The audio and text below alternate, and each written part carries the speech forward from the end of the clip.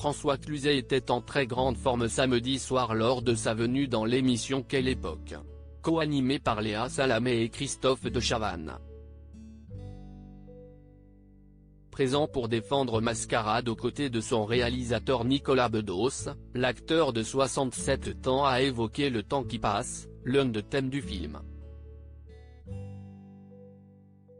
Il y incarne Simon, un agent immobilier et homme marié crédule qui tombe sous le charme d'une sublime jeune femme, Margot, jouée par Marine Vact, qui finit par l'arnaquer. Très animé par le débat lancé sur le plateau de Quelle époque, sur le charisme et le sex-appeal de Pierre Ninet qui permettent d'attirer les spectateurs en salle, François Cluzet est persuadé sur ce sont les duos d'acteurs, et bien au-delà dans Mascarade, qui permettent de séduire. Bien que très jolie et talentueuse, Marine Vact n'aurait pas obtenu la même ferveur dans le film sans la présence de Pierre Ninet.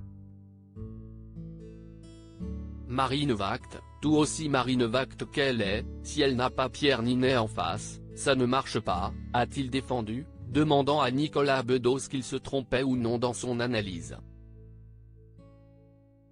Christophe de Chavannes a conclu la discussion en affirmant que le casting de Mascarade est tout simplement incroyable.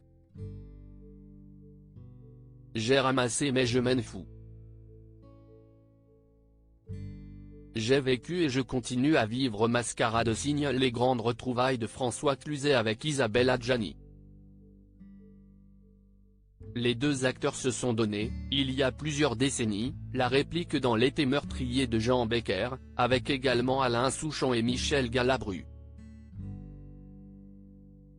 L'équipe de Quelle époque est replongée dans les archives et a ressorti une photo du film montrant François Cluzet et Isabelle Adjani. De quoi émouvoir la star d'Intouchable, heureux de replonger dans son passé, sans la peur de voir qu'il a vieilli. Oh la vache, a d'abord réagi François Cluzet. Ça a ramassé comme dit ma femme.